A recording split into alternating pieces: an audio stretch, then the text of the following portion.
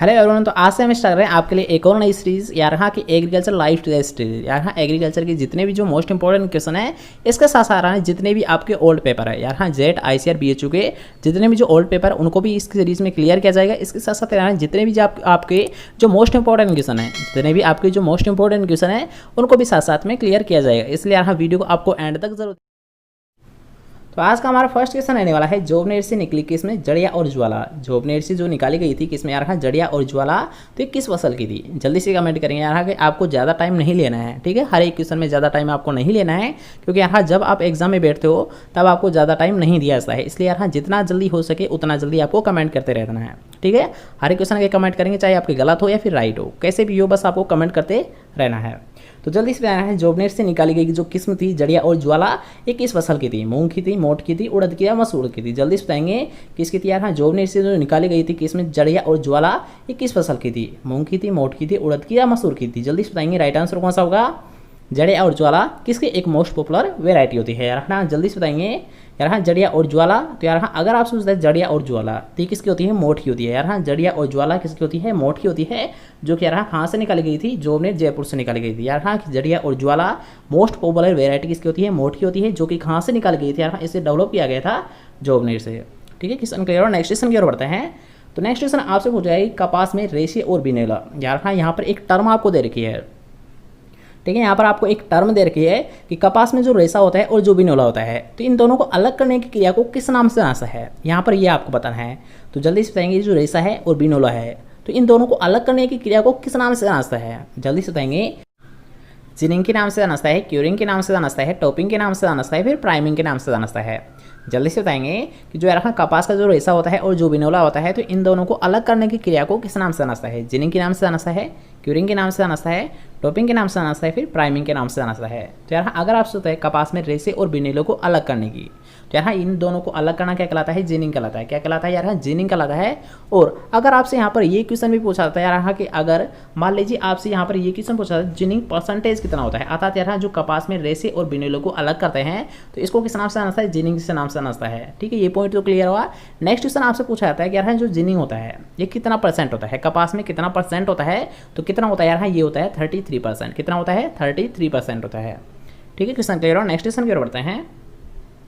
तो next question आपसे पूछा जाएगा भंडारित अनाज में नमी की मात्रा होनी चाहिए, अर्थात यहाँ की मान लीजिए जो सीरियल्स क्रॉप है तो उनका जब स्टोरेज किया जा रहा है तो उसमें मॉइस्चर की जो मात्रा होती है ये कितनी होनी चाहिए?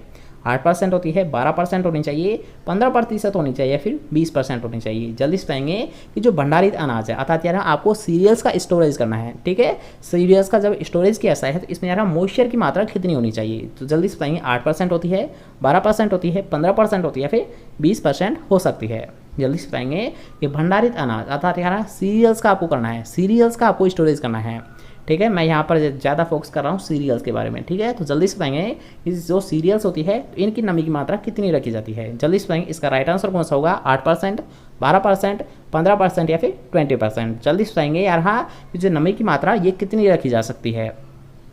तो यार अगर बात करते हैं सीरियस क्रॉप के बारे में, ठीक है, अगर बात करते हैं सीरियस क्रॉप के बारे में तो कितनी रखी जा सकती है? 11 से 12%, अर्थात यार हाँ कितनी है आपका राइट आंसर?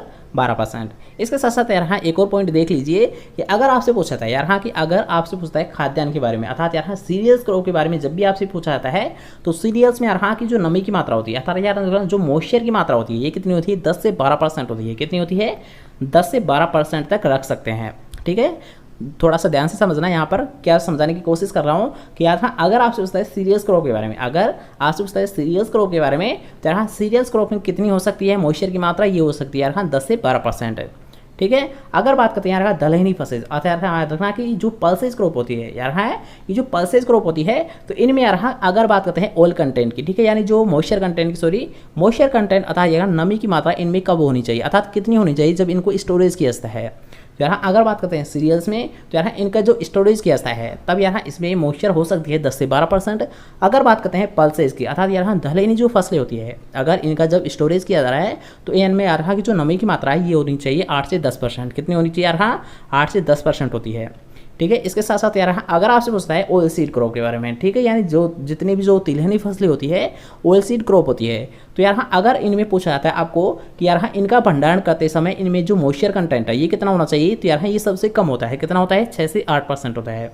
ठीक है, तीनों पॉइंट को जरूर ध्यान रखना कि अगर आप सोचते हैं सीरियल्स क्रॉप के बारे में, यार नमी की मात्रा तो कितनी होती है खाद्यान्न में? 10 से 12% हो सकती है। ठीक है, अगर बात करते हैं दलहनी अर्थात पल्सेस क्रॉप के बारे में, तो पल्सेस में कितनी होती है? 8 से 10% होती है। कितनी होती है? 8 से 10% हो सकती है। अगर बात करते हैं यार ऑयल सीड क्रॉप अर्थात तिलहनी फसलों में, तो यहाँ तिलहनी फसलों का जब भंडारण कैसा है तो इनमें जो नमी की मात्रा है ये 6 से 8% तक हो सकती है। ठीक है, क्वेश्चन क्लियर है। नेक्स्ट क्वेश्चन की ओर बढ़ते हैं। तो नेक्स्ट क्वेश्चन आपसे है रेड ग्राम या पिजन पी के नाम से किसका नाश्ता है? एक मोस्ट कॉमन क्वेश्चन है, जल्दी से बता दीजिए कि रेड ग्राम या पिजन पी के नाम से किसका नाश्ता है? अरहर को जानाता है, मूंग को जानाता है, चने को जानाता है, फिर तिल को जानाता है। जल्दी से बताएंगे कि रेड ग्राम या पिजन पी के नाम से किसका नाश्ता है? अरहर को जानाता है, मूंग को जानाता है, चने को जानाता है, फिर तिल को जानाता है। जल्दी से बताएंगे कि रेड ग्राम या पिजन पी के नाम से किसका नाश्ता है? तो किसका नाश्ता है यार? अरहर को जानाता है। किससे जानाता है? अरहर को जानाता है। ठीक है, नेक्स्ट क्वेश्चन की ओर बढ़ते हैं। तो नेक्स्ट क्वेश्चन आपसे पूछा है निपिंग का तात्पर्य क्या होता है? ठीक है, निपिंग के बारे में यहाँ पर आपसे पूछा गया है, तो एक मोस्ट पूछा गया है, तो ये क्वेश्चन आपका गलत नहीं होना चाहिए। तो जल्दी से निपिंग का तात्पर्य क्या होता है? तंबाकू की कलियों को चुनने की क्रिया होती है, गन्ने के पत्तों को बांधने की क्रिया को निपिंग बोलाता है, या फिर चने की जो शीर्ष शाखाएं है इनको तोड़ने को बोलाता है, या फिर जड़ें काटने को बोलाता है निपिंग। अर्थात यार निपिंग किसे बोलाता है या निपिंग का तात्पर्य क्या होता है? जल्दी से बताएंगे कि निपिंग का तात्पर्य क्या होता है? तंबाकू की पत्तियां चुनने को बोलाता है, गन्ने की पत्ती बांधने को बोलाता है, चने की शीर्ष शाखाएं तोड़ने को बोलाता है, या फिर जड़ें काटने को बोलाता है। जल्दी से बताएंगे कि इसका राइट आंसर कौन सा है? ए, बी, सी या फिर डी? ए, बी, सी या फिर डी? जल्दी से बताइए। तो यार अगर आपसे पूछता है निपिंग, ठीक है, अगर आपसे पूछता है निपिंग, तो यार ये सबसे महत्वपूर्ण क्रिया किसकी होती है? सबसे पहले ये आपको पता होना चाहिए।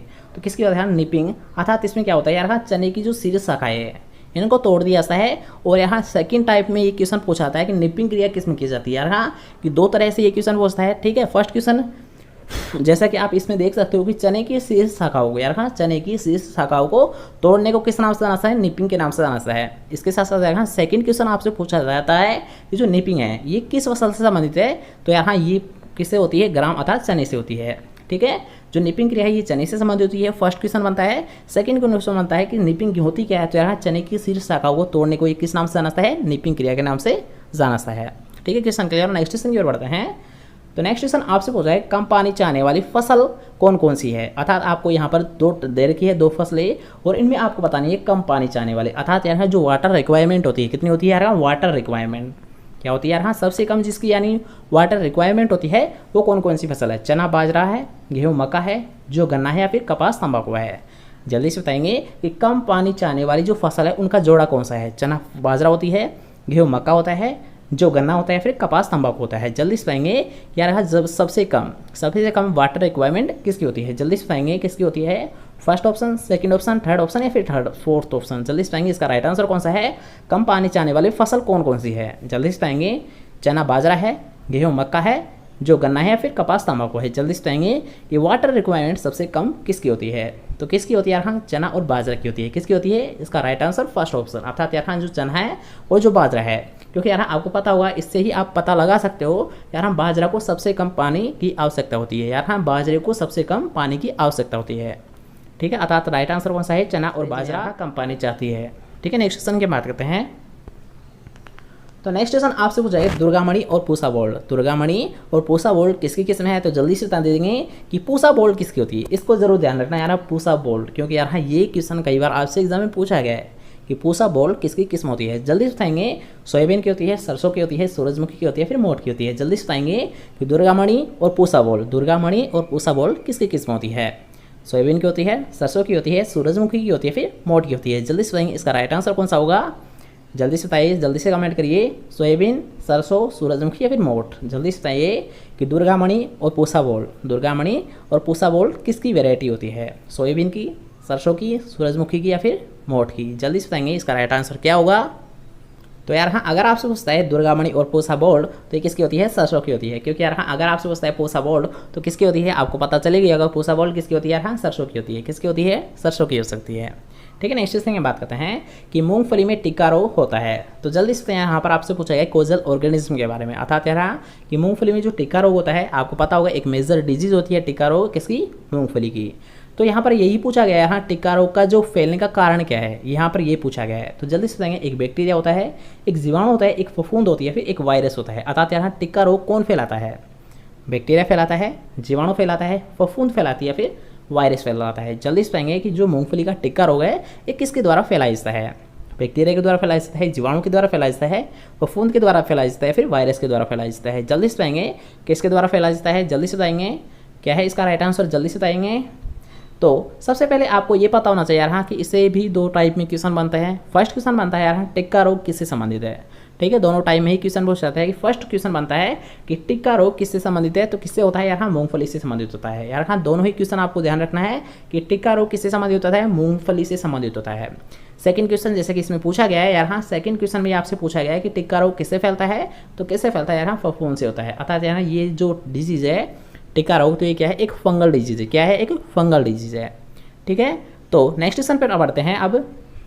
तो नेक्स्ट क्वेश्चन आपसे पूछा गया हाँ किस फसल की तैयारी के लिए पडलर काम में लेते हैं? किस फसल की तैयारी के लिए पडलर काम में लेते हैं? अर्थात आपको पता होगा यहाँ पडलर जो कि इंस्ट्रूमेंट होता है, तो इसका प्रयोग कौन सी ऐसी फसल है जिसमें किया जाता है? जल्दी से बताएंगे, गेहूं में किया जाता है, धान में किया जाता है, गन्ने में किया जाता है, फिर कपास में किया जाता है।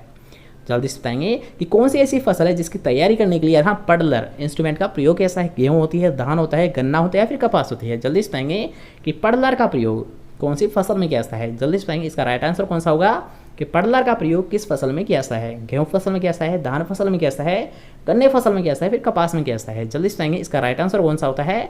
तो आपको इससे पहले यार हाँ क्वेश्चन को करने से पहले आपको ये पता होना चाहिए पडलिंग, ठीक है। आपको पता होगा यार हाँ पडलिंग क्रिया किसमें की जाती है, सबसे पहले तो ये पता होना चाहिए। तो पडलिंग क्रिया की जाती है यार हाँ धान में, किसमें की जाती है यार हाँ? पडलिंग क्रिया किसमें की जाती है? धान में की जाती है। और याद रखना अगर आपसे पूछता है पडलिंग क्रिया, तो यहाँ इसी पडलिंग क्रिया के लिए पडलर यंत्र का प्रयोग कैसा है? जो पडलिंग क्रिया की जाती है किसमें की जाती है? धान में की जाती है। तो यहाँ ये पडलिंग क्रिया करने के लिए यार हाँ किस इंस्ट्रूमेंट का प्रयोग करते हैं? पडलर का प्रयोग करते हैं। किस इंस्ट्रूमेंट का प्रयोग करते हैं? पडलर का प्रयोग करते हैं। अर्थात यार हाँ राइट आंसर कौन सा है? पडलर काम किस में लेते हैं? धान में लेते हैं। अर्थात यार जो पडलिंग क्रिया है, तो पडलिंग क्रिया करने के लिए यार हाँ पडलर का प्रयोग करते हैं। और पडलर अर्थात किससे संबंधित यार हाँ? धान फसल से संबंधित होता है, ठीक है। क्वेश्चन क्लियर हुआ। नेक्स्ट क्वेश्चन की ओर बढ़ते हैं।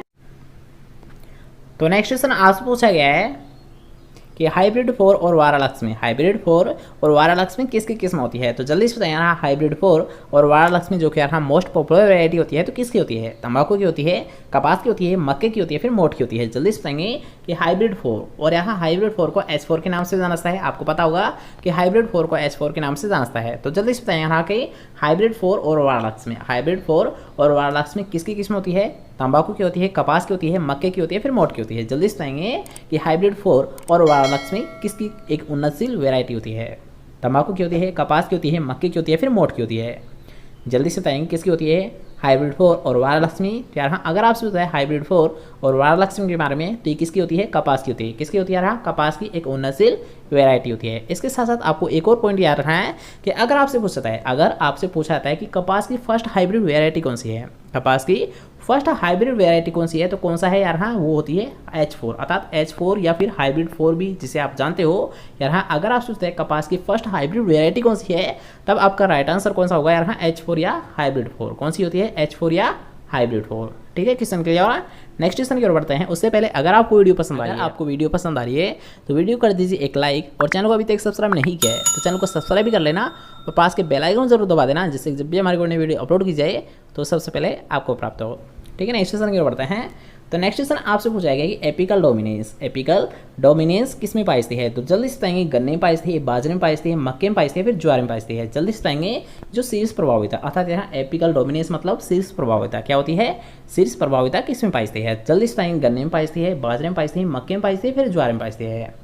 जल्दी से बताएंगे कि एपिकल डोमिनेंस किस में पाई जाती है? गन्ने में पाई जाती है, बाजरे में पाई जाती है, मक्के में पाई जाती है, फिर ज्वार में पाई जाती है।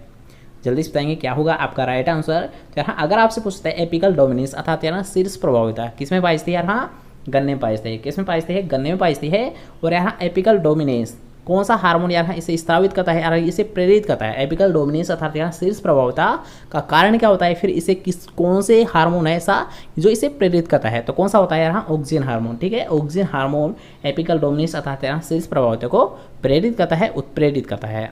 ठीक है, क्वेश्चन क्लियर। नेक्स्ट क्वेश्चन की बात करते हैं। तो नेक्स्ट क्वेश्चन आपसे पूछा गया हरित क्रांति का प्रारंभ कब हुआ। एक मोस्ट कॉमन क्वेश्चन है, आपको पता होगा वैसे, जल्दी से बता दीजिए कि ग्रीन रिवोल्यूशन अर्थात यहाँ की हरित क्रांति का प्रारंभ कब किया गया था। 1964 से 65 के मध्य, 65 से 66 के मध्य, 1966 से 67 के मध्य, या फिर 1970 से 71 के मध्य। जल्दी से बताएंगे कि जो हरित क्रांति है इसकी शुरुआत कब की गई थी, इसका प्रारंभ कब किया गया था। जल्दी से बताएंगे इसका राइट आंसर कौन सा होगा। 1964 से 65 के मध्य, 65 से 66 के मध्य, 66 से 67 के मध्य, या फिर 70 से 71 के मध्य। जल्दी से बताएंगे कि हरित क्रांति की शुरुआत कब की गई थी। 1964 से 65 के मध्य, 65 से 66 के मध्य, 66 से 67 के मध्य, फिर 70 से 71 के मध्य कब की गई थी।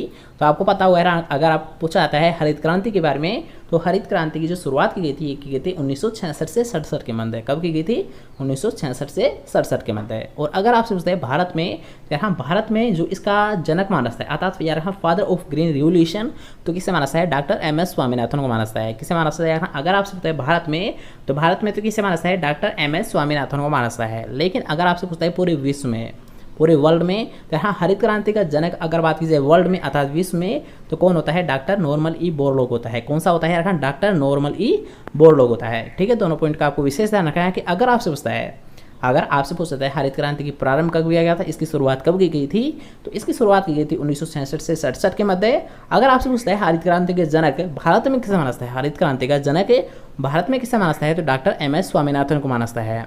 इसके साथ साथ अगर आपसे पूछा जाता है भारत का जो जनक विश्व में किसे माना जाता है, तो किसे माना जाता है, डॉक्टर नॉर्मन ई बोरलॉग को माना जाता है। किसे माना जाता है, नॉर्मन ई बोरलॉग को माना जाता है। ठीक है, सभी पॉइंट क्लियर है।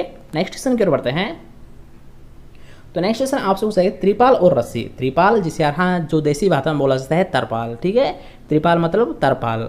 तो त्रिपाल और रस्सी किससे बनाना चाहिए, ये आपको बताना है। तो जल्दी से बताएंगे कि त्रिपाल अर्थात तरपाल रस्सी किससे बनाना चाहिए। सनई से बनाई जाती है, जूट से बनाई जाती है, कपास से बनाई जाती है, फिर चुकंदर से बनाई जाती है। जल्दी से बताएंगे कि जो तरपाल अर्थात त्रिपाल होता है और रस्सी होती है, तो किससे बनाई जाती है। सनई से बनाई जाती है, जूट से बनाई जाती है, कपास से बनाई जाती है, फिर चुकंदर से बनाई जाती है। जल्दी से बताएंगे राइट आंसर कौन सा होगा, ABC या फिर D, ABC या फिर D। जल्दी से तो क्या होगा इसका राइट आंसर, जल्दी से बताएंगे त्रिपाल जिसे देसी भाषा में बोला जाता है तरपाल। तो त्रिपाल और रस्सी किससे बनाई जाती है, तो यहाँ अगर आपसे पूछता है त्रिपाल और रस्सी, तो ये बनाई जाती है सनई से। किससे बनाई जाती है, यहाँ सनई से प्राप्त की जाती है।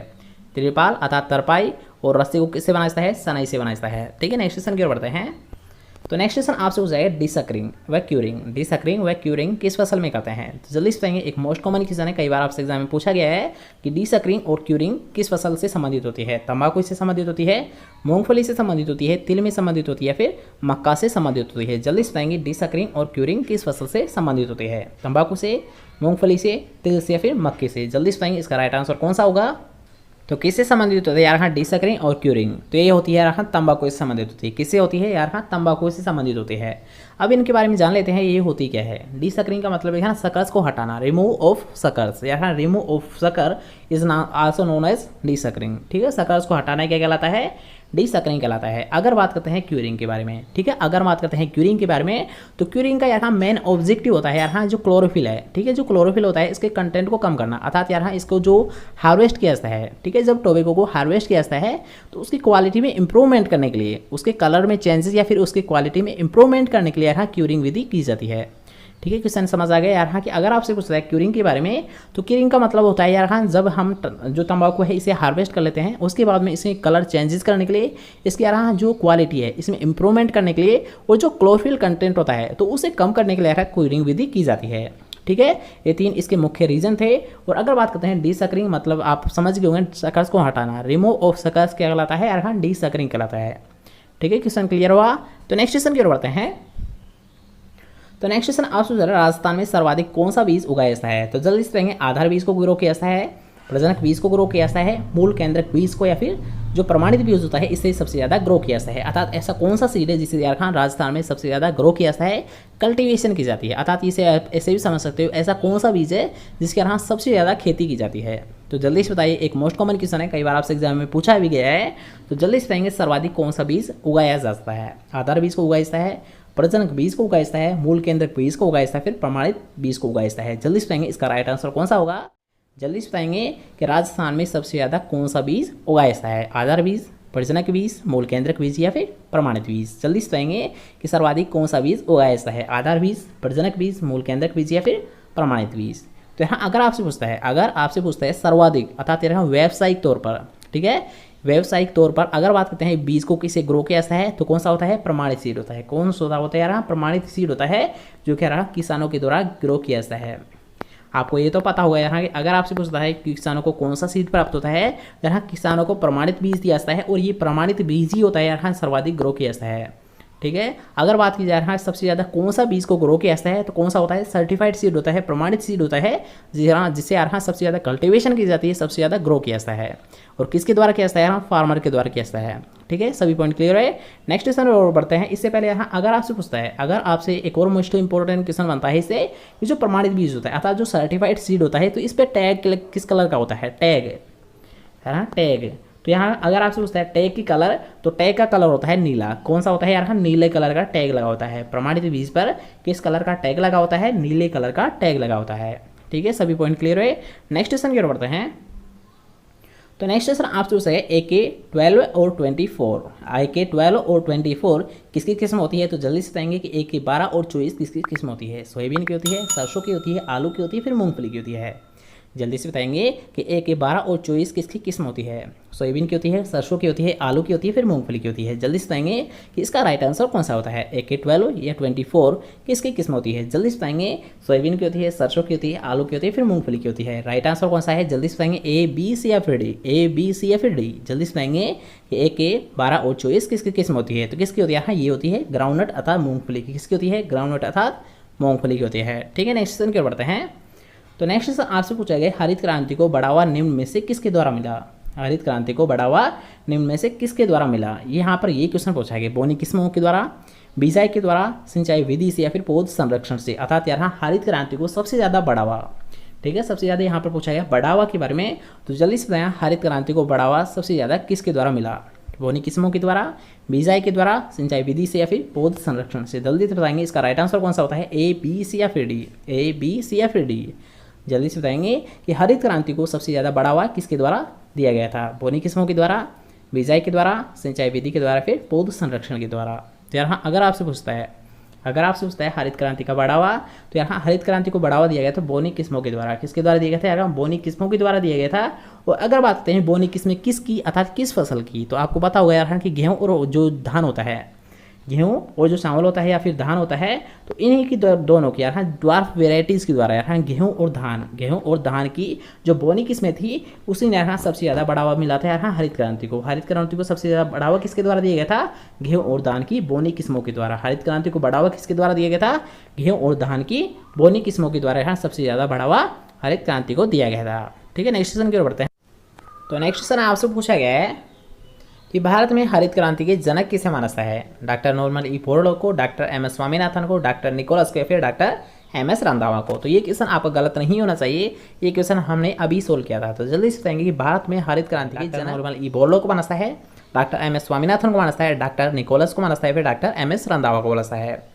जल्दी से बताएंगे भारत में हरित क्रांति के जनक के नाम से किसे नाचता है, डॉक्टर नॉर्मन ई बोरलॉग को, डॉक्टर MS स्वामीनाथन को, डॉक्टर निकोलस को या फिर डॉक्टर MS रंधावा को। जल्दी से बताएंगे भारत में हरित क्रांति के जनक। तो हमने बताया अभी कि भारत में अगर आपसे पूछता है भारत में हरित क्रांति के जनक तो किसे बोला जाता है, डॉक्टर MS स्वामीनाथन को बोला जाता है। अगर अब बात की जाए हाँ भारत की, तो भारत में कौन सा होता है, हाँ ग्रीन रेवोल्यूशन, ठीक है, ग्रीन रेवोल्यूशन का फादर बोला जाता है भारत में, तो किस बोला जाता है, डॉक्टर MS स्वामीनाथन को बोला जाता है। लेकिन अगर आपसे पूछता है ग्रीन रेवोल्यूशन का जो फादर है, अगर बात की जाए वर्ल्ड में, तो वर्ल्ड में कौन सा होता है, हाँ डॉक्टर नॉर्मन ई बोरलॉग होता है। वर्ल्ड की अगर बात की जाए, वर्ल्ड में कौन है, डॉक्टर नॉर्मन ई बोरलॉग होता है, और MS स्वामीनाथन कहाँ का होता है, इंडिया का होता है, ठीक है। नेक्स्ट क्वेश्चन की ओर बढ़ते हैं। तो नेक्स्ट क्वेश्चन आपसे राजस्थान में रेशे वाली प्रमुख फसल कौन सी है। तो जल्दी से बताएंगे यार हाँ रेशे के लिए सबसे ज़्यादा कौन सी फसल को ग्रो किया जाता है राजस्थान में। तो जल्दी से बताएंगे अरहर को लिया जाता है, अरंड को लिया जाता है, उड़द को लिया जाता है, फिर कपास को लिया जाता है। जल्दी से बताएंगे कि राजस्थान में रेशे वाली प्रमुख फसल कौन सी होती है, अर्थात यार रेशे प्राप्त करने के लिए किस फसल को सबसे ज़्यादा ग्रो किया जाता है, उसका सबसे ज़्यादा उत्पादन लिया जाता है। अरहर को लिया जाता है, अरंड को लिया जाता है, उड़द को लिया जाता है, फिर कपास को लिया जाता है। जल्दी से बताएंगे कि रेशे वाली प्रमुख फसल कौन सी होती है, अरंड होती है, उड़द होती है, फिर कपास होती है। तो कौन सा है यार राइट आंसर कौन सा है इसका, रेशे वाली प्रमुख फसल। यार हाँ कि अगर आप सोचते हैं राजस्थान के लिए, तो राजस्थान के लिए यहाँ सबसे ज़्यादा जो ग्रो किया जाता है वो किया जाता है कपास को। किसे किया जाता है यार, हाँ कपास को किया जाता है। ठीक है, नेक्स्ट क्वेश्चन की ओर। तो नेक्स्ट क्वेश्चन आपसे पूछा गया है कि धान में पौधे से पौधे की दूरी कितनी रखी जाती है। अर्थात यार यहाँ पर आपको बतानी है P2 से P। ठीक है, P2P जो डिस्टेंस रखी जाती है धान में, तो ये आपको बतानी है। तो जल्दी से यहाँ धान में पौधे से पौधे की दूरी कितनी रखी जाती है। 10 सेंटीमीटर रखी जाती है, 20 सेंटीमीटर रखी जाती है, 30 सेंटीमीटर रखी जाती है, फिर 40 सेंटीमीटर रखी जाती है। जल्दी से पाएंगे कि धान में पौधे से पौधे की दूरी कितनी रखी जाती है, 10, 20, 30 या फिर 40। जल्दी से पाएंगे कि पौधे से पौधे की दूरी कितनी रखी जाती है, 10, 20, 30 या फिर 40। तो यहाँ अगर आपसे पूछता है पौधे से पौधे की दूरी तो कितनी रखी जाती है, यहाँ 10 सेंटीमीटर रखी जाती है। ठीक है, अगर आपसे पूछता है पौधे से पौधे की दूरी तो कितनी रखी जाती है, 10 सेंटीमीटर रखी जाती है। लेकिन अगर आपसे यहाँ पर ये क्वेश्चन पूछता है, ठीक है, एक और मोस्ट इंपॉर्टेंट क्वेश्चन होता है धान से कि दोस्त धान की जो R/P होती है, R/P होती है, ये डिस्टेंस क्या रखी जाती है। तो ये होती है यहाँ R का मतलब है रो और P का मतलब है प्लांट। अर्थात यहाँ R मतलब पंक्ति इंटू क्या करना है आपको, पौधे की दूरी। तो क्या होती है यार, 20 × 10 होती है। कितनी रखी जाती है यार, R/P होती है जो धान के लिए कितनी होती है, 20 × 10 होती है। अर्थात यार जो रो टेस रो अर्थात पंक्ति से पंक्ति की दूरी कितनी रखी जाती है, 20 सेंटीमीटर रखी जाती है। लेकिन अगर आपसे पूछता है पौधे से पौधे की दूरी तो कितनी रखी जाती है यार, 10 सेंटीमीटर रखी जाती है। ठीक है, अगर आपसे पूछता है पौधे से पौधे की दूरी तो 10 सेंटीमीटर, और अगर आपसे यहाँ पर ये क्वेश्चन पूछता है कि पंक्ति से पंक्ति की दूरी, तब आपका राइट आंसर कौन सा होता है, 20 सेंटीमीटर। ठीक है, क्वेश्चन क्लियर हुआ। नेक्स्ट क्वेश्चन की ओर बढ़ते हैं। तो नेक्स्ट क्वेश्चन आपसे पूछते हैं मेडिका को सेट आएगा। तो आपको पता होगा यार, हाँ मेडिका को सेट आएगा। जल्दी से बताएंगे बोटनिकल नेम किसका होता है, रिंजका का होता है, बरसिम का होता है, सनई का होता है, फिर डेंचे का होता है। एक मोस्ट कॉमन क्वेश्चन है, जल्दी से बता दीजिए कि मेडिको सेटाइवा क्या होता है, रिंजका होता है, बरसिम होता है, सनई होता है, फिर ढेंचा होता है। जल्दी से बताएंगे कि मेडिका को सेटाइवा होता क्या है, रिंजका होता है, बरसिम होता है, सनई होता है, फिर ढेंचा होता है। तो क्या होता है यार, हाँ आपको पता होगा कि मेडिका को सेटाइवा अर्थात रेंजिका का वर्टिकल नेम होता है। क्या होता है, मेडिका को सेटाइवा रेंजिका का वर्टिकल नेम होता है। ठीक है, नेक्स्ट क्वेश्चन की ओर बढ़ते हैं। तो नेक्स्ट क्वेश्चन आपसे पूछा है कपास का कुल क्या है। यार हाँ कई बार एग्जाम में रिपीटेड क्वेश्चन है, इसका भी आपको विशेष ध्यान रखना है कि कपास का कौन सा कुल होता है या फिर किस परिवार से कपास बिलोंग करती है। जल्दी से बताएंगे, सोलने से बिलोंग करती है, लिली ऐसी फैमिली से बिलोंग करती है, मालवेसी से करती है, फिर क्रूसीफेरी से करती है। जल्दी से बताएंगे कि कपास का फैमिली कौन सी है, परिवार कौन सा है, कुल कौन सा है। सोलनेसी होता है, लिलिएसी होता है, मालवेसी होता है, फिर क्रोसीफेरे होते हैं। जल्दी से बताएंगे कि कपास का कुल कौन सा होता है, सोलनेसी होता है, लिलिएसी होता है, मालवेसी होता है, फिर क्रोसीफेरे होता है। तो कौन सा होता है यार, हाँ अगर आपसे पूछते हैं कपास का कुल अर्थात फैमिली तो कौन सी होती है, मालवेसी होती है। यार हाँ कपास और भिंडी दो को आपको जरूर याद रखना है कि अगर आपसे भिंडी और कपास तो इन दोनों का कुल कौन सा होता है, परिवार कौन सा होता है, मालवेसी होता है। कपास और भिंडी का दोनों का कुल कौन सा होता है, मालवेसी होता है। ठीक है, क्वेश्चन क्लियर है। नेक्स्ट क्वेश्चन की ओर बढ़ते हैं। तो नेक्स्ट क्वेश्चन आपसे पूछा है सूरजमुखी में कौन सा अम्ल, अगर आपसे पूछा जाता है यार हाँ कि सूरजमुखी का कौन सा जो एमिनो अम्ल पाया जाता है, तो जल्दी से बताएंगे कि सूरजमुखी में कौन सा एमिनो अम्ल पाया जाता है। लिनोलेइक अम्ल पाया जाता है, सिसेमोल अम्ल पाया जाता है, फास्फोरिक अम्ल पाया जाता है, फिर कोई सा भी अम्ल नहीं पाया जाता है। जल्दी से बताएंगे कि जो यार हाँ सनफ्लावर होता है अर्थात सूरजमुखी होता है, तो इसमें कौन सा एमिनो अम्ल पाया जाता है, लिनोलेइक अम्ल पाया जाता है, सिसेमोल अम्ल पाया जाता है, फास्फोरिक अम्ल पाया जाता है, फिर कोई सा भी नहीं पाया जाता है। जल्दी से बताएंगे। तो यहाँ अगर आपसे पूछता है सूरजमुखी में, अगर आपसे पूछता है सनफ्लावर में एमिनो एसिड तो कौन सा होता है, लिनेलोइक अम्ल होता है। कौन सा होता है, लिनेलोइक अम्ल होता है। ठीक है, नेक्स्ट क्वेश्चन की बात करते हैं। तो नेक्स्ट क्वेश्चन आपसे श्वेत स्वर्ण के नाम से किसे जानता है, तो आपको पता होगा यहाँ श्वेत स्वर्ण। तो जल्दी से बताएं, एक कॉमन क्वेश्चन है, कपास को जानता है, गन्ने को जानता है, आलू को जानता है, फिर तंबाकू को जानता है। जल्दी से बताएंगे कि श्वेत स्वर्ण के नाम से किसे जानता है, कपास को जानता है, गन्ने को जानता है, आलू को जानता है, फिर तंबाकू को जानता है।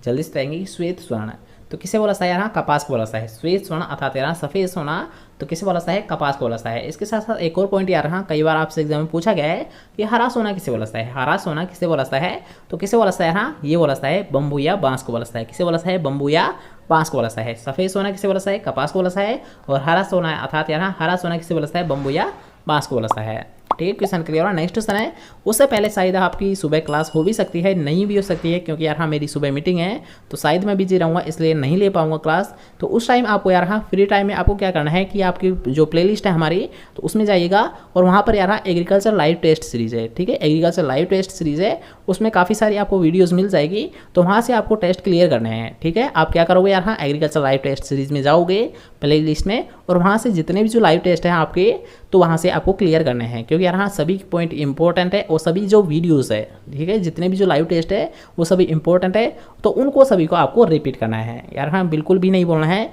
कि अगर आपकी सुबह क्लास नहीं होती है तो जितने भी जो आपके लाइव टेस्ट है उन सभी को आपको क्लियर करना है, ठीक है। तो नेक्स्ट क्वेश्चन की ओर बढ़ते हैं। तो नेक्स्ट क्वेश्चन आपसे पूछा गया फसलों का अध्ययन कृषि विज्ञान के अंतर्गत, अर्थात ऐसी कौन सी शाखा है जिसमें आपका फसलों का अध्ययन किया जाता है। तो आपको पता होगा हॉर्टिकल्चर होती है, एग्रोनॉमी होती है, हिस्टोसोलॉजी होती है, या फिर प्लांट ब्रीडिंग होती है। जल्दी से बताएंगे कि फसलों का अध्ययन कृषि विज्ञान की वह शाखा जिसमें आपका फसलों का अध्ययन किया जाता है उसे किस नाम से जाना जाता है। जल्दी से बता दीजिए। एक कॉमन क्वेश्चन है, हॉर्टिकल्चर बोला जाता है, एग्रोनॉमी बोला जाता है, हिस्टोलॉजी बोला जाता है, फिर प्लांट ब्रीडिंग बोला जाता है।